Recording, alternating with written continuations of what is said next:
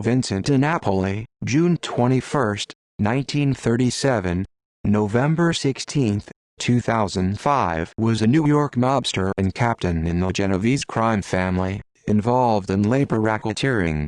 Napoli is best known for creating a cartel in the 1970s that controlled the price of drywall in New York City. Early years growing up in the East Harlem section of Manhattan during the 1950s, DiNapoli was originally associated with the Lucchese crime family. He later switched to the Genovese crime family and became an associate of soldier Vincent "Fish" Caffaro, front boss Anthony "Fat Tony" Salerno's top lieutenant. Napoli's older brother Joseph is a member of the Lucchese crime family, formerly serving as consigliere. His younger brother Louis allegedly is a soldier in DiNapoli's crew.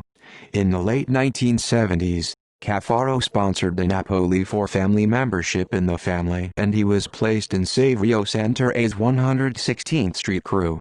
By the early 1980s, Napoli had become New York's most powerful labor racketeer, earning himself and the Genovese family bosses millions of dollars from extortion, shakedown, bid rigging, and controlling companies. Union boss DiNapoli dominated the New York City District Council of Carpenters through his ally Teddy Maritas. In 1981, Napoli, his brother Louis, and Maritas were indicted on labor racketeering and extortion charges in a Racketeer-Influenced and Corrupt Organizations Act indictment. Napoli allegedly became worried that Maritas might cooperate with law enforcement and received approval from the Genovese hierarchy to kill him. In 1982, Maritas disappeared before the trial was scheduled to start. After Caffaro became a government witness, he claimed that Napoli murdered Maritas. Later in 1982, Napoli pleaded guilty to lesser charges and was sent to prison for 5 years. While in prison, his union rackets were managed by his brother Louis and Louis Moscardiello.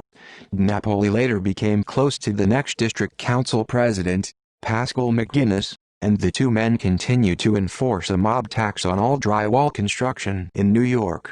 In 1978, Napoli established the Operative Plasterers and Cement Masons International Association Local 530 and designated Mosciatello as business manager. Napoli also controlled Carpenters Local 257 through his associates Attilio Bitondo and Eugene Hanley. Napoli used their positions to extort contractors operating on the east side of Manhattan. Napoli would again be convicted and sentenced to prison. His interests in the district council would be absorbed by a close associate, Liborio Bellomo. Napoli did not hesitate to use fear to keep the rackets in check. Napoli was suspected of ordering the slaying of Danny Evangelista, a dissident union leader from Local 385. Evangelista was shot to death while sitting at his desk in the local. Napoli also allegedly gave the order to firebomb the home of another Local 385 member, Sean Toner, who criticized various union officials. Business holdings. DiNapoli secretly owned interests in a dozen construction companies, real estate properties, and housing developments. Napoli and Tony Salerno were the key figures representing the Genovese family in the concrete industry.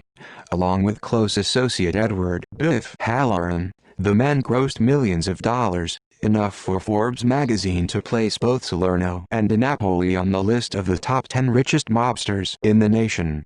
Napoli secretly owned Cambridge Drywall and Inner City Drywall, which became one of the biggest developers in Harlem and the South Bronx, and received $32 million in city contracts in 1988 alone.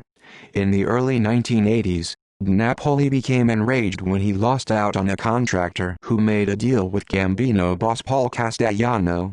The contractor, Frederick DeMatteis, became one of Long Island's biggest developers. A conversation between members of the Concrete Club indicated that Castellano prevailed and kept DeMatteis as his partner. Tony Salerno, Metro's Paul's, right? Neil Milior, Metro's Paul's. Christopher Fernari, it's Paul. Napoli had no choice but to accept the ruling from his superiors. Napoli, Salerno, and mob associate Nicholas Aletta also owned the old Glen Island Casino in New Rochelle, New York. DiNapoli owned Il Barchetto, a Bronx restaurant. During his time in prison, actor Burt Young operated the restaurant. In 1992, investigators learned that Napoli and Lucchese capo Stephen Creco owned a valuable housing development in Yonkers, New York. Prison in March 1986, DiNapoli and other Genovese family members were indicted for labor racketeering, construction bid rigging, extortion, illegal gambling, and murder conspiracies. The indictment alleged that Napoli and his associates had cost real estate developers millions of dollars due to mob control of the concrete companies and subsequent bid rigging. While awaiting trial, Caffaro struck a deal with federal prosecutors and became a government witness. In 1988, Napoli was convicted and sentenced to prison. On June 28, 1991, an appeals court in New York reversed the convictions of Napoli and the other mobsters and ordered a new trial. Napoli died in 2005 at the age of 68. Further reading: Goldstock, Ronald, Martin Marcus and Tu Thatcher. Corruption and Racketeering in the New York City Construction Industry. Final report of the New York State Organized Crime Task Force. New York: NYU Press, 1990.